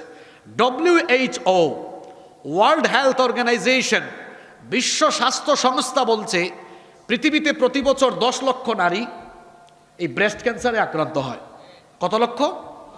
তারা এটা নিয়ে গবেষণা করেছেন। গবেষণা করে তারা বলেছেন সেই সব নারীরাই ব্রেস্ট ক্যান্সারে সবচেয়ে বেশি আক্রান্ত হন যারা তাদের সন্তানদেরকে বুকের দুধ পান করান না। ঠাডা পড়ছে, সন্তানের হক নষ্ট করেছে, আল্লাহর গজব পড়েছে। সুতরাং আমি এই এলাকার প্রত্যেককে বলতে চাই, এটা কখনো করবেন না। সন্তান যত বেশি মায়ের বুকের দুধ পান করবে, এই সন্তান তত বেশি মেধাবী হবে, তার শারীরিক মানসিক বিকাশ সাধিত হবে। আল্লাহ এই কথাগুলো বুঝার তৌফিক দান করেন। নাম্বার 6 নাম্বার, সন্তানের সুন্দর একটা নাম রাখতে হবে। আমাদের দেশের নামের কারবার দেখছেন, ওই দিন মাহফিলে গিয়ে দেখি সভাপতির নাম আপেল। আপনারা হাসতেছেন, ওই মিডিয়ার ভাইরা বলতে পারবে, এরাও আমাদের মতো বহুত জায়গায় মাহফিলে যায়, এরকম আছেন না? কয়েকদিন আগে এই সিরাজগঞ্জে মাহফিল করেছি, সভাপতির নাম ছিল চিনি। তারপর আরেক জায়গায় সভাপতির নাম পাইছি বুলেট। আমি যেগুলা বলতেছি এগুলো আছে না নাই? আরে বুলেট নাম রাখছে, কখন যে রকেট রাখবে আল্লাহ জানে। আরো আশ্চর্যজনক নাম আছে তো বাংলাদেশে, বলবো? ছেলের নাম রাখছে আকাশ। এখানে আবার আকাশ থাকলে সে যেন রাগ না করে। সাগর, ছেলের নাম কি? ছেলের নাম সাগর, মেয়ের নাম নদী। ছেলে এটা বড় হয়ে হাতের মধ্যে লিখছে সাগরের বুকে নদী। দেখছেন কারবার? ঠিকও কয়, তার মানে তার সাথে কমন পড়ছে হয়তো এটা। কি আশ্চর্য নাম! ছেলের নাম আগুন নয়তো ফাগুন। এই যে আগুন, ফাগুন, বুলেট, রকেট, সাগর, চিনি, বিস্কুট, এইসব নাম আছে না নাই? আর মেয়েদের নাম চুমকি, ঝুমকি, জোনাকি, পিঙ্কি, আছে না নাই? অনেক এলাকায় মেয়েদের নাম আছে বৃষ্টি। এই এলাকায় আছে নাকি? কি রে, এত মেয়েদের নামের লিস্ট এদের কাছে থাকে কেমনে? বৃষ্টি। আমি বললাম, ভাই আপনার মেয়ের নাম বৃষ্টি রাখছেন কেন? কয় হুজুর আমি যে পাবলিক, আমি তো অবস্থা বুঝে ব্যবস্থা নেই। মানে? কয় বৃষ্টির সময় হয়েছে, নামও রেখে দিছি বৃষ্টি। আরেকজন তার ছেলের নাম রেখেছে তুফান। বললাম ছেলের নাম তুফান কেন? কয় তুফানের টাইমে হয়েছে। আমি বললাম আপনি যে পাবলিক, অবস্থা বুঝে ব্যবস্থা নেন, তুফানের টাইমে হয়েছে তুফান, বৃষ্টির টাইমে হয়েছে বৃষ্টি। এখন যদি বিদ্যুৎ চমকানোর সময় আরেকটা হয়, নাম কি রাখবেন? নোয়াখালী ভাষায় ঠাডা পড়ছে। বিদ্যুৎ নাম আছে তো, বিদ্যুৎ নাম আসলেই আছে। আপনারা বলেন তো, এগুলো কি মুসলমানের সন্তানদের ছেলে মেয়েদের নাম হতে পারে? জোরে বলেন, হতে পারে? নামের সাথে মানুষের কাজের মিল থাকে তো। আল্লাহ নবী বলেছেন তাসুম্মু বিআসমাইল আম্বিয়া, নবীদের নামের সাথে মিলিয়ে নাম রাখো। অন্য হাদিসে এসেছে ইন্না আহাব্বা আসমাইকুম ইলাল্লাহি আব্দুল্লাহ ওয়া আব্দুর রহমান, আল্লাহর কাছে আব্দুল্লাহ আর আব্দুর রহমান এই দুইটা নাম হলো বড় প্রিয়। সুবহানাল্লাহ পড়েন। সন্তানদের সুন্দর সুন্দর নাম কেন রাখতে হবে? কারণ আল্লাহর নবী বলেছেন ইন্নাকুম তুদআউনা ইয়াউমাল কিয়ামাতি বিআসমাইকুম ওয়া আসমাই আবাইকুম, কিয়ামতের দিন তোমাদেরকে তোমাদের নাম ধরে আর তোমাদের বাবার নাম ধরে ধরে ডাকা হবে। ফাআহসিনু আসমাইকুম, সুতরাং সুন্দর সুন্দর নাম রাখো। যদি নামটা অসুন্দর, একটু আগে আপেল চিনি বিস্কুট বলায় আপনারা হাসছেন, কিয়ামতের দিনও আল্লাহ ডাকবেন আপেল আমার বান্দা, আপেল কোথায়, বিস্কুট কোথায়? এভাবে করে হাসরের মাঠেও মানুষ হাসবে। সন্তানের নামে মন রাখিয়েন না যে শুনলে দুনিয়ায়ও মানুষ হাসবে, আখিরাতেও মানুষ হাসবে। এই রকম সন্তানদের নাম রাখবেন না। ছেলের নাম রাখে বল্টু, মন্টু, এগুলো রাখিয়েন না। বরং নাম রাখার সময় নাম রাখেন মুসা, ইব্রাহিম, ঈসা, ইয়াহিয়া, জাকারিয়া। সাহাবীদের নামের সাথে মিলিয়ে রাখেন। মেয়ে হয়েছে, নাম রেখে দেন আসিয়া, নাম রেখে দেন মারিয়াম, নাম রাখেন আয়েশা, নাম রেখে দেন ফাতিমা। এইরকম করে সুন্দর নাম রাখেন। যদি নিজে নাম রাখতে নাও পারেন, তাহলে আলেমদের সাথে পরামর্শ করে নাম রাখবেন। অনেকে আছে কয় হুজুর আমি নিজে নাম রাখতে পারতেছি না, কিন্তু কোন হুজুরের কাছে আমি যাব না। কোরআন কি আমি পড়তে পারি না? আমি কি কম বুঝি নাকি? কোরআন শরীফ দেখে দেখে তারপরে নাম রেখে দিয়েছে তুকাদ্দিবান। নাম রাখছে কি? বললাম কি ব্যাপার, এটার নাম তুকাজ্জিবান কেন? কই হুজুর সূরা রহমান পড়ছি, আল্লাহ দেখছি বারবার খালি তুকাজ্জিবান বলে। নিশ্চয়ই আল্লাহর কাছে এটা প্রিয়, নাম রেখে দিছি কি তুকাজ্জিবান। আপনারা হাসতেছেন, আপনাদেরকে হাসানোর জন্য আমি বলছি না, আপনাদেরকে হাসানোর জন্য বলছি না। ওই দিন আমি এক জায়গায় গিয়েছি, একজনকে বললাম আপনার মেয়ের নাম কি? কয় গাচ্ছা খা। গাচ্ছা এটা রাখছেন কেন? কয় আপনি আলেম মানুষ, আপনি জানেন না সূরা নাবায় আছে, আমি বললাম গাস্সাকা অর্থ তো পুজ, গাস্সাকা অর্থ কি? আপনারা হাসতেছেন, এরকম অনেককে আমি পেয়েছি যারা কোরআন থেকেই নাম রাখছে কিন্তু অর্থ বুঝে নাই। আরে কোরআনে থাকলেই কি নাম রাখা যাবে? কোরআনে তো আবুল আহাবের নামও আছে, তাই বলে কি কারো নাম আবুল আহাব রাখা যাবে? কোরআনে তো ফেরাউনের নামও আছে, আছে না নাই? আলেমদের সাথে পরামর্শ করে রাখতে হবে। পারবেন তো ইনশাল্লাহ? নাম্বার 7, 7 নাম্বার, সন্তান জন্মের 7ম দিনে, 7 নাম্বার দিনে মাথা হলক করবেন। হলক, হলক মানে বুঝেন আপনারা? আপনাদের এলাকায় আপনারা এটাকে কি বলেন? ন্যাড়া না? কোনো এলাকায় বলে বেল করে দেয়, একদম বেল। আপনাদের এলাকায় বেল বলে নাকি? আচ্ছা, কোনো এলাকায় বলে মাথা ঢুলাইয়া দেয়, কেউ কেউ বলে ন্যাড়া করে দেয়, কেউ বলে বেল করে দেয়। আচ্ছা, 7ম দিনে শুনেন, এটা কিন্তু আমাদের দেশে এই আমলটা নাই। চুল ফেলে চুল পরিমাণ রৌপ্য, চুল পরিমাণ রূপা অথবা সমমূল্যের টাকা আল্লাহর রাস্তায় সদকা করে দিতে হবে। এই আমলটা আমাদের সমাজে আছে না উঠে গেছে? অনেক জায়গায় নাই। এটা ছিল রসুলের আমল। শোনেন, আল্লাহ নবীর কলিজার টুকরা নাতি হাসান রাদিয়াল্লাহু আনহু, তার জন্মের 7ম দিনে নবীজি ফাতেমার বাড়িতে গেলেন। ফাতেমা রাদিয়াল্লাহু আনহার বাড়িতে গিয়ে বললেন, ইয়া ফাতেমা, হে আমার মেয়ে ফাতেমা, ইহলিকি রাসাহু ওয়া তাসাদ্দাকি বিজিনাতা শা'রিহি ফিদ্দাহ, আমার নাতির মাথাটা হলক করো আর মাথার চুল পরিমাণ রৌপ্য আল্লাহর রাস্তায় সাদাকা করো। সুবহানাল্লাহ। এটা 7 নাম্বার। এবার 8 থেকে বাকি সবগুলা পয়েন্ট বহু জরুরি। এই জরুরি পয়েন্টগুলো শোনার জন্য কি 15-16 মিনিট আমরা কষ্ট করে মনোযোগী হয়ে বসে থাকতে পারবো? বেশি জরুরি এগুলো। 8 জন্মের 7ম দিনে আকিকা দিবেন। কি দিবেন? মেয়ে হলে 2টা ছাগল, ছেলে হলে সরি ছেলে হলে আর মেয়ে হলে 1টা। কি দিতে হবে? ছাগল। আল্লাহর রাস্তায় আকিকা করে দিবেন। এটা হলো 8 নাম্বার দায়িত্ব। 9 নাম্বার, ছেলে যখন উপযুক্ত বয়সে পৌঁছে যাবে, খিতান, খতনা করতে হবে। কোনো এলাকায় এটাকে মুসলমানি বলে, আপনাদের এলাকায় কি বলে? এটা হলো আমাদের জাতির পিতা ইব্রাহিম আলাইহিস সালামের আরেকটা সুন্নাহ যেটা আমরা অনুসরণ করি। ইব্রাহিম আলাইহিস সালামের বয়স যখন 80 বছর, বুখারীতে এসেছে, ইখতাতানা ইব্রাহিম আলাইহিস সালাম ওয়া হুয়া ইবনু 80 সানা। তার বয়স যখন 80 বছর ছিল, আল্লাহ আরেকটা পরীক্ষা নিয়েছেন। আল্লাহ বলেছেন তুমি খাতনা করো। সেই সময় তিনি কোনো ডাক্তারের কাছেও যান নাই, একটা কোটার হাতে নিয়ে লজ্জাস্থানের সামনের অংশ নিজেই কর্তন করে নিজের খতনা নিজে করেছেন। আল্লাহু আকবার। এজন্য আল্লাহর নবী বলেছেন, আল ফিতরাতু খামসুন আও খামসুম মিনাল ফিতরা। এই 5টা জিনিস সব নবীদের ফিতরত। 1 নাম্বার হচ্ছে আল খিতান, খতনা করা। 2 নাম্বার হচ্ছে ওয়াল ইস্তেহদাদ, নাভির নিচে লোম কাটা, মুখ ছোট করা। এরপরে হলো নখ খাটো করা, এগুলো হচ্ছে। এরপরে দাড়ি লম্বা করা, গোঁফ ছোট করা, এগুলো হচ্ছে সব নবীদের সুন্নাহ।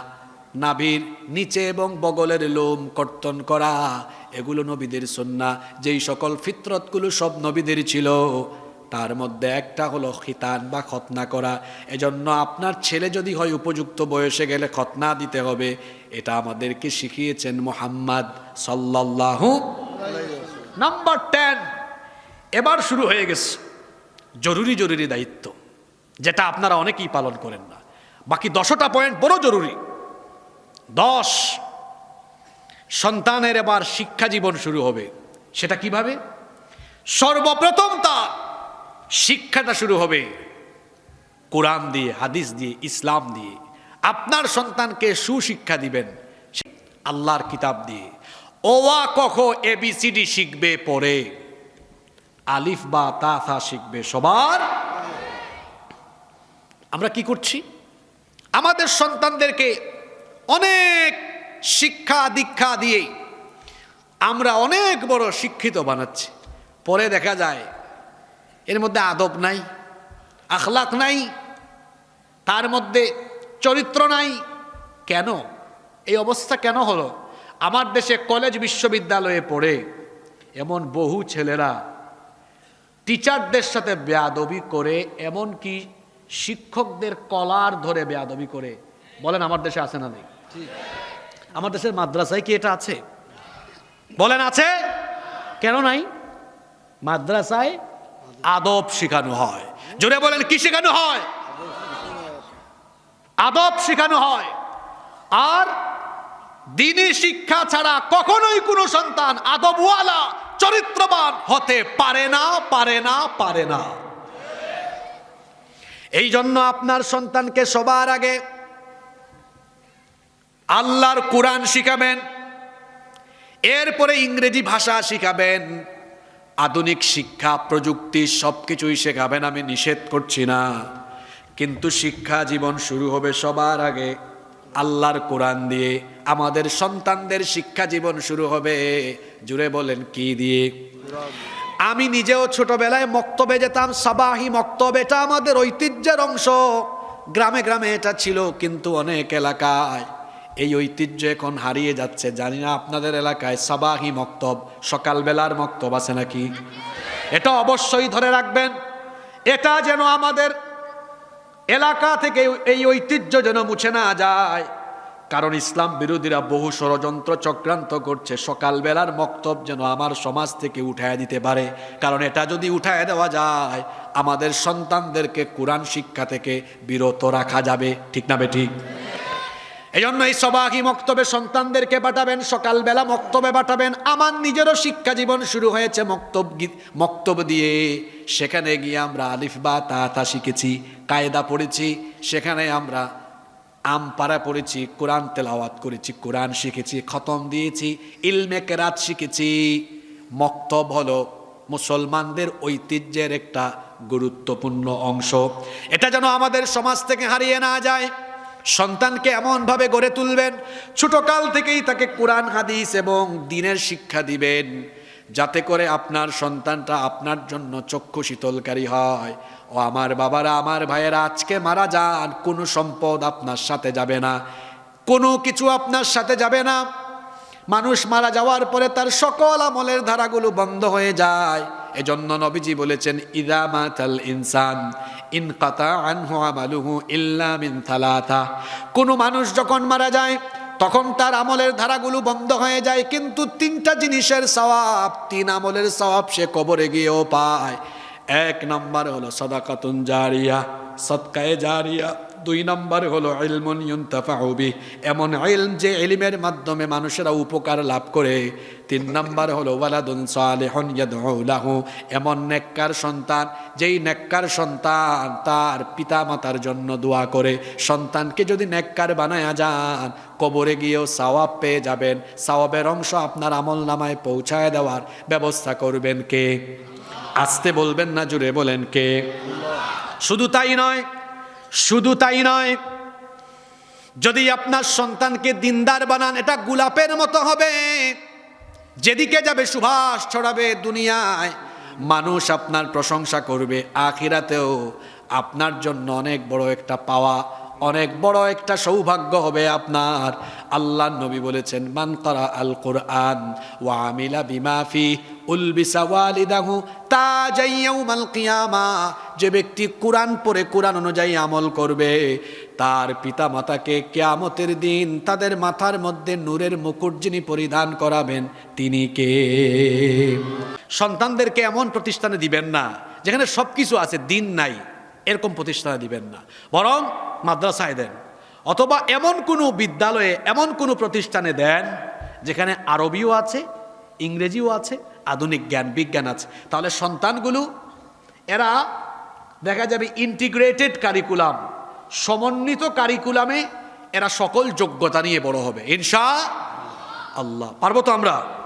নাম্বার 11 নাম্বার, সন্তানকে নামাজের ব্যাপারে তাকিদ দিতে হবে। কত বছর থেকে? নবীজি বলেছেন, মুরু আউলাদাকুম বিসসালাতি ওয়া হুম আবনাউ সাবঈ সিনিন। তোমাদের সন্তানের বয়স যখন 7 বছর হয়, তখন থেকে নামাজের আদেশ দাও, নামাজের তাকিদ দাও। ওয়াদ্রিবুহুম ওয়া হুম আবনাউ আশরি সিনিন।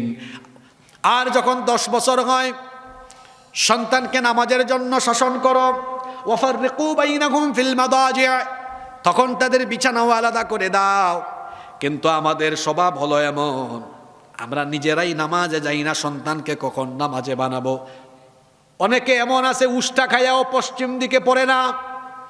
আমার দেশে এমন বহু মানুষ আছে যারা ওয়াজ শুনে, সারাদিন মোবাইলেও শুনে, মাহফিল হলে সবার আগে গিয়ে বসে থাকে, কিন্তু আজান হলে নামাজে তারা যেতে চায় না। আমার দেশে মাহফিলে মানুষ বেশি না, নামাজে মানুষ বেশি। রাগ কইরেন না আপনারা, এখানে তো প্যান্ডেল ভরে গেল, কিন্তু এখানেও আল্লাহর বহু কুতুব আসছে যারা ওয়াজ শুনতে এসেছে, কিন্তু এশার নামাজটা কাজা করে দিয়ে এসেছে। আবার ঠিকও বলছে কেমন ভদ্র মানুষ। এখানে এমন মানুষ আছে যারা 12টা পর্যন্ত ওয়াজ শুনে যাবে, ফজরের নামাজে ঘুমাইয়া থাকবে। এখন বলেন তো, ওয়াজ শোনা ফরজ নাকি নামাজ আদায় করা ফরজ? ওয়াজ শোনা নফল, নামাজ আদায় করা হলো। যাদের মধ্যে নামাজ নাই, আল্লাহর নবী বলেছেন তাদের মধ্যে দিন নাই। যার মধ্যে নামাজ নাই তার মধ্যে দিন নাই। এই জন্য সবার আগে হলো নামাজ। কিয়ামতের ময়দানে সর্বপ্রথম আল্লাহ তাআলা যে আমলের ব্যাপারে আমাদের কাছে হিসেব চাইবেন, বলেন তো দেখি সেই আমলের নাম কি? এজন্য খবরদার নিজেরা নামাজ ছাড়বেন না, সন্তানদেরকেও নামাজি বানাবেন। ফজরের আজান হবে, বাচ্চাকে গিয়ে আদর করে মাথায় হাত বুলায় বলবেন, বাবা উঠো, আমার সাথে মসজিদে চলো। মায়েরা যারা আছেন, মেয়েটাকে গিয়ে সুন্দর করে কপালে চুমু দিয়ে মাথায় হাত বুলায় বলবেন, আমার কলিজার টুকরা মা উঠো, আমার সাথে নামাজে দাঁড়াও। এভাবে মা বাবা যদি চায় সন্তানদেরকে ছোটকাল থেকেই নামাজি বানাতে পারবে, সেই মা বাবা কত সৌভাগ্যবান যারা তাদের ছেলে মেয়েগুলোকে নামাজি বানিয়ে দুনিয়া থেকে বিদায় হয়ে গেল। সেই সন্তানগুলো তাদের পিতামাতার জন্য প্রতি নামাজের পরই দোয়া করবে, রব্বির হামহুমা কামা রব্বায়ানি সগীরা। এজন্য নামাজি সন্তান রেখে যেতে হবে। প্রত্যেকেই সকলের সন্তানকে নামাজের ব্যাপারে তাগিদ দিবেন। রাজি আছেন তো? 12 নম্বর হলো, সন্তানকে আদর্শবান হিসাবে গড়ে তুলতে হলে আচরণের ক্ষেত্রে সাবধানতা অবলম্বন করতে হবে। সন্তানের সাথে আচার আচরণে, বিহেভিয়ারে সাবধান হতে হবে। অনেক স্বামী স্ত্রী আছে সন্তানের সামনেই তারা ঝগড়া করে, বলেন তো এরকম আছে না নাই? এটা নেগেটিভ প্রভাব আপনার সন্তানের উপরে পড়বে। অনেকে আছে ছেলে মেয়েদের সামনে মানুষকে গালি দেয়। এই গালি কি আপনার বাচ্চা শিখলো না? অনেকে আছে ছেলে মেয়ের সামনে মিথ্যা বলে, মিথ্যা শিখায়ও। কেমনে? তার কাছে এক লোক টাকা পায়, বাড়িতে এসে দরজায় নক দিয়েছে, হ্যাঁ গিয়ে দরজার ফাঁক দিয়ে দেখে, আরে বাপরে বাপ, আবুল কালাম ভাই আমার কাছে টাকা পায় 2000। এসে তার ছেলে বা মেয়েকে, ছোট্ট এখনো ক্লাস 2তে পড়ে, বলতেছে, যাও তোমার চাচ্চুকে গিয়ে বলো আব্বু বাড়িতে নাই। আপনারা হাসতেছেন, এইরকম বহু দাজ্জাল পিতা আছে যে তার নিজের ছেলে মেয়েকে মিথ্যা বলা শিখায়। এটা দাজ্জাল পিতা। আচার আচরণের ক্ষেত্রে সাবধান হন, ছেলে মেয়েদেরকে সত্য কথা বলা শিখান। আচ্ছা, স্বামী স্ত্রীর ঝগড়া কার হয় না বলেন? আপনারা কি মনে করেন হুজুরদের হয় না? হ্যাঁ, আমাদের মতো বহুত হুজুর বউয়ের কাছে গিয়া খেজুর, কি বলেন, আছে না? এক লোক গিয়েছে ওমরে ফারুক রাদিয়াল্লাহু আনহুর কাছে তার বউয়ের ঝামেলা মিটাইতে। গিয়ে সে আবার ওনার দরজা থেকে চলে যাচ্ছে। ওমর ফারুক রাদিয়াল্লাহু আনহু দেখলেন এক লোক ওনার বাড়িতে এসে চলে যাচ্ছে। এই তুমি কই যাও? তিনি বললেন, আসছিলাম এক সমস্যা নিয়ে। তো বলো। কি আর বলতাম, আমি যে সমস্যা, এই সমস্যা থেকে আরো বড় সমস্যায় দেখলাম আপনি আছেন।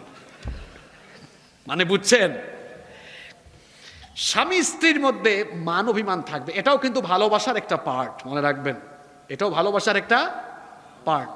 কারণ মান অভিমান ভালোবাসাকে আরো বাড়ায় মাঝে মাঝে। তবে এটা যেন আবার এমন পর্যায়ে না যায় যে ডাকাতের মতো আবার হাত তুলে। কোন নবী রাসূল কি বউ পিটাইছে? জোরে বলেন, বউ পিটিয়েছে? নিজের বউকে নিয়ন্ত্রণ করা শিখেন, এটা একটা কৌশলের ব্যাপার। বগুড়াতে এক ছেলে মাহফিলে আমার কাছে চিরকুট পাঠাইছে, কয় হুজুর বিয়ে করছি 7-8 মাস হয়েছে, আমার বউ খালি রাগ করে, মেজাজ দেখায়, চিন্তা করছি তালাক দিয়ে দিব। এখন আপনি বলেন, কোনো পরামর্শ থাকলে বলেন। আমি বললাম, বউ তোমার, পরামর্শ চাও আমার, তোমারও সাংঘাতিক ব্যাপার। কয় হুজুর কি করব? খালি রাগ করে মেজাজ দেখায়। তা আমি বললাম, তালাক দিবেন কেন? একটু গিয়ে আজকেই বাড়িতে বলেন, এমনি তুমি যে সুন্দর, আর যখন রাগ করো তখন লাগে আরো সুন্দর। আর রাগ করবে? বলেন করবে? শোনেন, অনেকে আছে বউয়ের হাতের রান্না মজা হয় নাই। আরে এটা আমরা যারা বাবা আছি তারা জানি। আমাদের সন্তানদেরকে আমরা কত মহব্বত করি। মেয়েদেরকে বাপ মা বাপের বাড়িতে কাম করায় নাই, কাজ করায় নাই। আপনার ছেলে মেয়ে হলে আপনি বুঝবেন, আমরা বুঝি, আমাদেরও সন্তান আছে, অনেক মহব্বত। মা বাপ 18-20 বছর লালন পালন করে তার কলিজার টুকরা আপনার হাতে দিয়ে দিচ্ছে।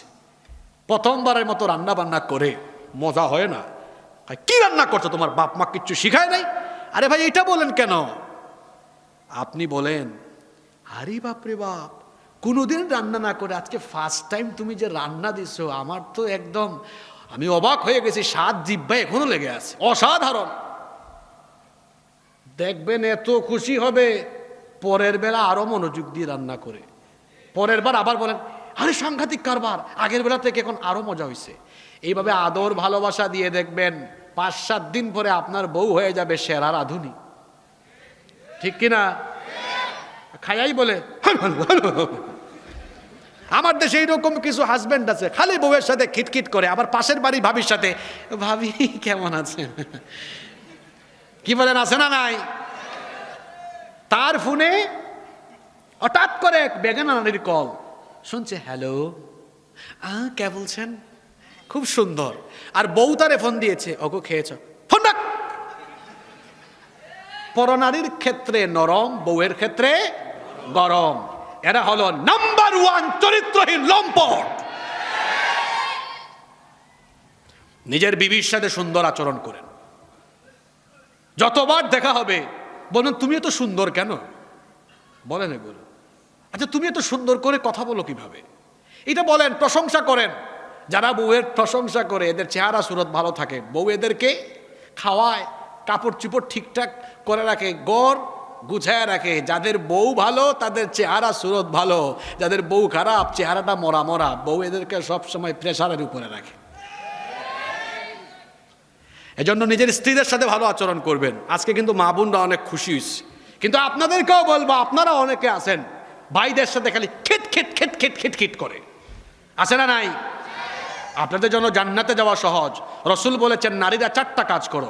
স্বামীর খেদমত করো, রমজান মাসে রোজা রাখো, নামাজ আদায় করো 5 ওয়াক্ত, স্বামীর জন্য সতীত্বের হেফাজত করো। আল্লাহ জান্নাতের সব দুয়ার তোমাদের জন্য খুলে দিবেন। আল্লাহ আমার মা বোনদেরকে আবেদা সালেহা কানেতা বানিয়ে দেন। বলেন আমিন। বলছিলাম, আচ্ছা এগুলো আমরা আলোচনা শেষ করি। বলছিলাম, সুন্দর কোমল আচরণ করা, সতর্ক থাকা এ ব্যাপারে 13 নম্বর হলো বাচ্চাদেরকে সময় দেওয়া। এটা নাই এখন। আমাদের ছোটবেলা এত সুন্দর ছিল, আমাদেরকে আমাদের বাবা মা রাতের বেলা ঘুম শোনাইতো, আয় আয় চাঁদ মামা। হ্যাঁ, তারপরে আমরা কান্না করলে, আমি জানি না আপনারা কি বলেন, ওই যে জুনজুন জুনজুন বাজে, এটাকে কি বলেন? জুনজুনি। বিভিন্ন খেলনা দিত। আর এখন বাচ্চা কানলেই হাতের মধ্যে একটা যন্ত্র দেয়, এটার নাম কি? 2 বছরের বাচ্চা মোবাইল এমনি স্ক্রল করে। কেন কেন শুনেন, এটা এত কিছু শিখলো কেমনে? তার মা বাপ দায়ী। তার মা বাপ তারে নিয়ে একটু বুকে নিয়ে হাঁটাহাঁটি করে না, তার সাথে খেলাধুলা করে না, সময় কাটায় না, বাচ্চাকে সময় দেয় না। বরং এই চরিত্র বিধ্বংসী উপাদান, তার পিতামাতা তাকে এই উপাদান তার হাতে দিয়ে তার জীবনটাকে একেবারে ধ্বংসের পথে ঠেলে দিয়েছে। সময় দেন, বাচ্চাগুলাকে সময় দেন, সময় দেন। বাসায় গেলে বাচ্চাটাকে বুকের সাথে লাগান, আদর করেন। এত মহব্বত এটাতে, সুবহানাল্লাহ। বিশ্বাস করেন, কোটি কোটি টাকা এত মহব্বত নাই। বাচ্চাকে কুলে নেওয়ার পরে বাচ্চা পেশাব করলে, পায়খানা করলে যে আনন্দ লাগে, আর বাবা ডাকলে, মা ডাকলে, এটা বাপরা জানে, মারা জানে, কলিজাটা একদম ভরে যায়। সুবহানাল্লাহ। সময় দিবেন বাচ্চাদেরকে। 14 নম্বর, বাচ্চা লালন পালনে ইনসাফ করবেন। অনেকে আছে, ছেলেকে মাছের মাথা, মেয়েকে লেজ, ছেলেকে রান আর মেয়েকে, আপনাদের এলাকায় এগুলো নাই। বরং করবেন উল্টাটা, মেয়েকে রান, ছেলেকে ওই ঝাঁটা জুটা দেন। মেয়েকে দিবেন মাছের মাথা। কেন বলতেছি কথা জানেন? আল্লাহর নবী তার মেয়েদেরকে এত মহব্বত করতেন, কোথাও সফরে বের হলে সবার শেষে তার মেয়ের সাথে দেখা করতেন, আসার পরে সবার আগে তার মেয়ের কাছে হাদিয়া গিফট নিয়ে চলে যেতেন। সুবহানাল্লাহ। যারা ছেলে মেয়ে লালন পালনে বেইনসাফি করে, আমি বলবো যাদের ছেলে মেয়ে আছে, ছেলের চাইতে মেয়েকে বেশি মহব্বত করবেন, মেয়েকে বেশি ভালোবাসবেন। এটা এই যে চুল পাকছে, দাড়ি পাকছে, এরকম বাবারা জানেন, দেখবেন বার্ধক্য বয়সে গেলে দেখা যায় ছেলের চাইতে মেয়ে বেশি মা বাপকে কদর করে। এই জন্য ছোটকাল থেকে মেয়েদেরকে বেশি মহব্বত করবেন, মেয়েদেরকে বেশি ভালোবাসবেন, কারণ মেয়েরা হলো রহমত, বরকত, কল্যাণের প্রতীক। আল্লাহর নবী বলেছেন, যেই ব্যক্তি সন্তান লালন পালনে বেইনসাফি করে, মেয়ের চাইতে ছেলেকে প্রাধান্য দেয় আর মেয়েকে ঠকায়, ওই ব্যক্তিকে কিয়ামতের দিন জাহান্নামে যিনি নিক্ষেপ করবেন তিনি কে? যারা মেয়েদেরকে ঠকায় এরা কিয়ামতের দিন আসামি হয়ে দাঁড়াবে। নাম্বার 15, 15 নম্বর, সন্তানের 15 নম্বর হক হলো ঘরের ভেতরে শয়তানি উপাদান থেকে সন্তানদেরকে হেফাজত করবেন। এখন ক্লাস 6, 7, 8-এ পড়া ছেলে মেয়েদের হাতে মোবাইল ফোন। এই পলসা আলিম মাদ্রাসায় দেখবেন হুজুররা 8, 9 ছেলে মেয়েরা কথা শুনে না, হাতে মোবাইল, খালি মোবাইল চালায়। ওই ডেস্কের চিপা চাপা দিয়া আছে না নাই? এদের হাতে মোবাইল দিছে কে? তার পিতামাতা। একজন কয়, হুজুর আমার মেয়ে 7-এ পড়ে, 7-এ আইফোন গিফট করছে। বললাম তাই? আপনার মেয়ে কিছুদিন পরে আপনারা জামাই গিফট করবে।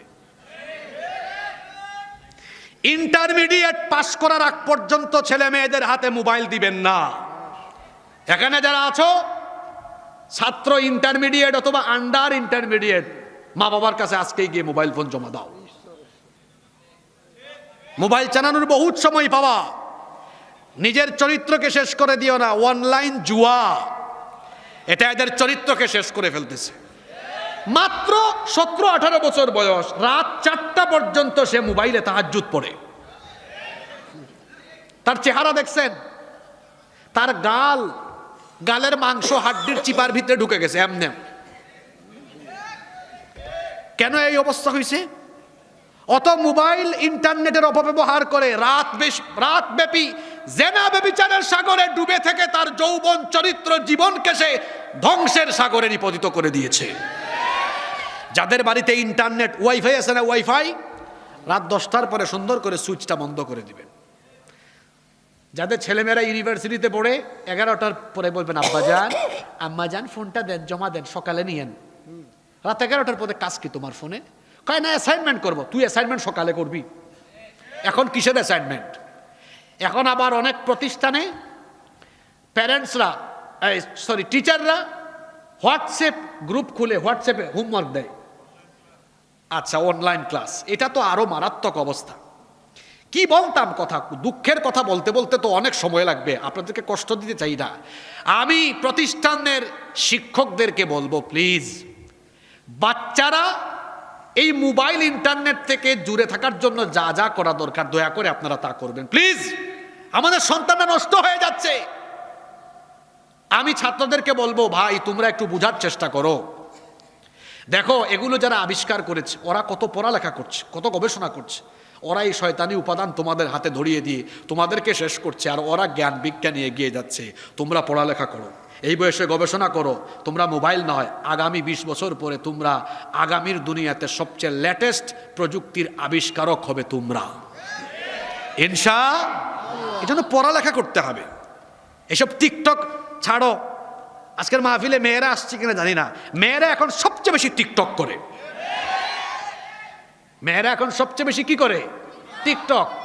কত কিছু বানায়। আমারে গত সপ্তাহে একজন দেখায়, এক বুড়া চাচা নেচে নেচে টিকটকে ভিডিও দিচ্ছে, গান গাইতেছে। এক বুড়া চাচা, আপনারা হয়তো অনেকে দেখছেন, এটা ব্যাপক ভাইরাল হয়েছে।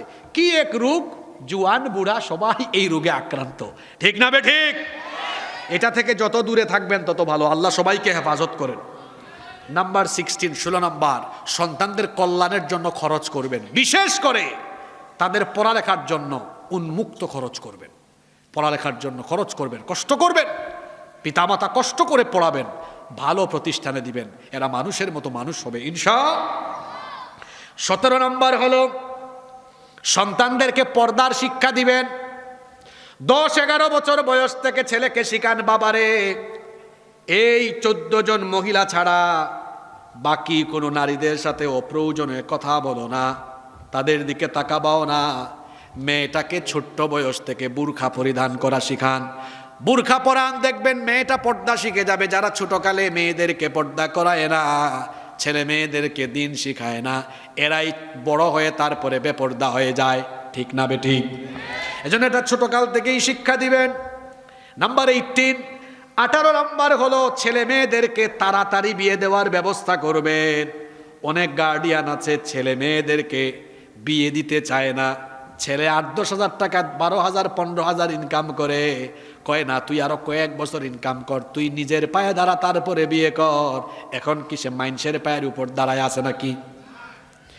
ছেলে মেয়েদেরকে তাড়াতাড়ি বিয়ে দিবেন। তাড়াতাড়ি বিয়ে করার মধ্যে রহমত আছে।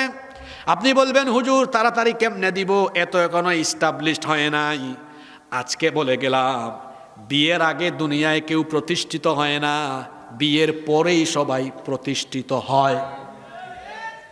আমার যে এখন সারা দেশে মানুষ চিনে, এটা বিয়ের আগে কেউ চিনত না, এটা বিয়ের পরেই চিনছে। এই এলাকায় মেম্বার আছে না, চেয়ারম্যান আছে না, এটা বিয়ের পরে হয়েছে, বিয়ের আগে হয় নাই। তারপরে যারা প্রতিষ্ঠিত হয়েছে, যারা নিজেদেরকে আজকে সফলতার চূড়ায় নিয়ে গিয়েছে, বিয়ের আগে না, বিয়ের পরে সবাই প্রতিষ্ঠিত হয়েছে। এই জন্য বিয়ে আগে ভাগে দিবেন, আগে ভাগে বিয়ে দিবেন। পারবেন তো ইনশাল্লাহ? হ্যাঁ, বয়স আপনারাই কমাই দিবেন। সব জিনিসই কি নিয়ম লাগে নাকি? কয় 18 বছর। আমার দেশে 18 বছরের আগে বিয়ে করা নিষিদ্ধ করেছে, কিন্তু 18 বছরের আগে প্রেম করা নিষেধ করতে পারে নাই।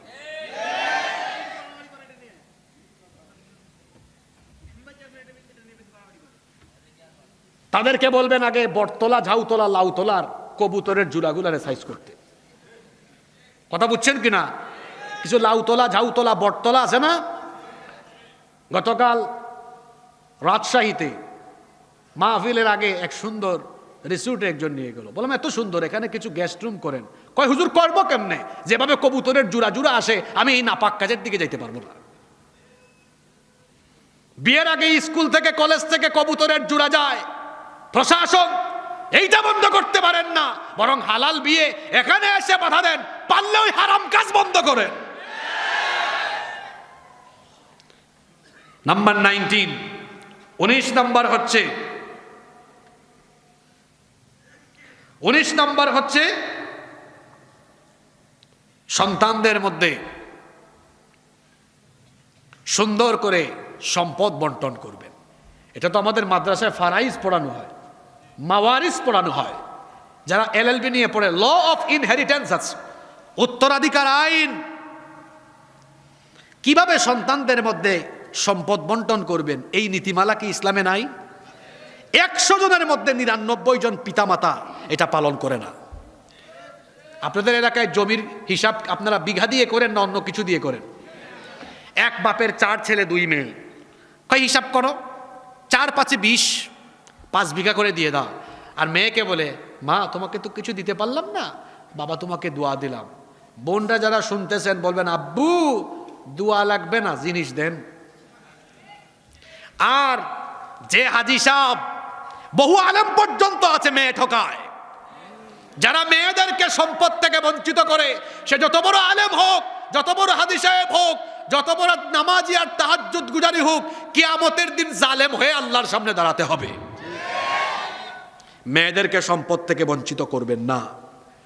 20 নাম্বার, খুব ধৈর্যশীল মানুষ আপনারা, আপনাদের আচার আচরণ বড় সুন্দর, ধৈর্য ধরে শুনেছেন।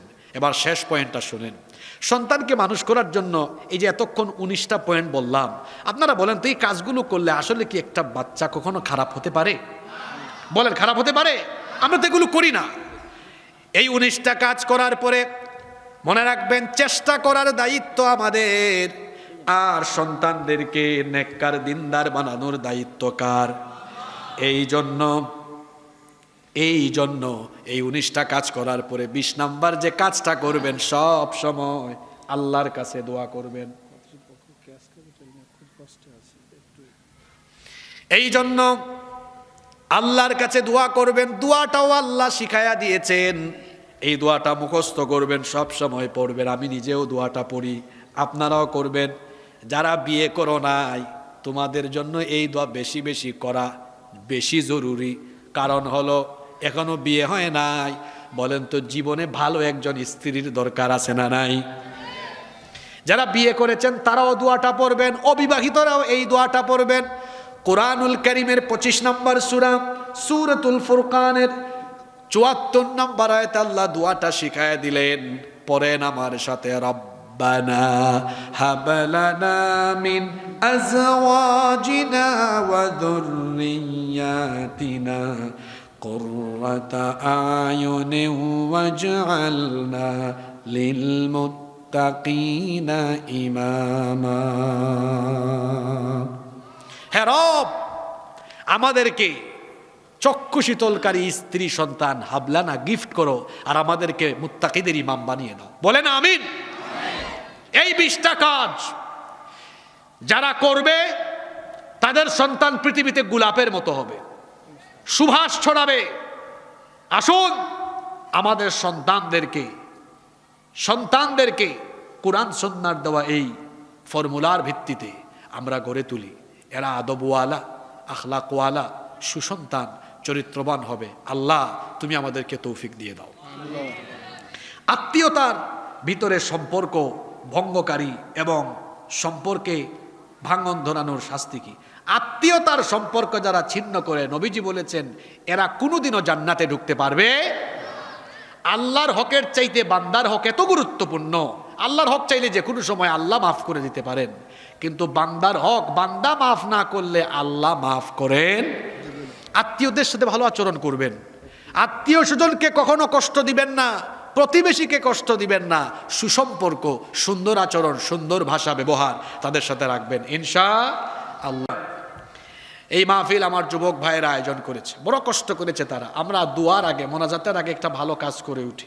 আপনাদের এলাকায় অনেকে আছে মোনাজাতের আগে অনেকে প্রস্তুতি নিয়ে আসে, আমি এই মাহফিলে কিছু দান করে যাব, সওয়াবের আশায়। এজন্য আপনারা যারা এই নিয়তে আসছেন মোনাজাতের আগে ভাগে পাঠিয়ে দেন। প্রয়োজনে কিছু ব্যাগ বা চাদর পাঠান, মহিলা প্যান্ডেলেও পাঠান। এখানে একজন বলছেন বড়রা ছোটদের প্রতি যে অন্যায় করে এর প্রতিকার কি? এগুলো পারিবারিক বিষয়, এগুলো আসলে কাউন্সিলিংয়ের বিষয়, এখানে মাহফিলে বলার বিষয় না। কারণ বড়দের উচিত ছোটদেরকে স্নেহ করা, হক থেকে বঞ্চিত না করা। আল্লাহর নবী বলেছেন যারা বড়দেরকে সম্মান করে না আর বড় হয়ে ছোটকে স্নেহ করে না, সে কখনো আমার উম্মত হতে পারে না। যাই হোক, মাহফিল কমিটির সভাপতি সাহেব তো আমার আগে সুন্দর বক্তব্য দিয়েই ফেলেছেন। আপনাদের এলাকায় কি মোনাজাত হয়? আমি ঠিক আছে, আমরা মোনাজাত দিয়ে উঠবো। আল্লাহুম্মা আমিন।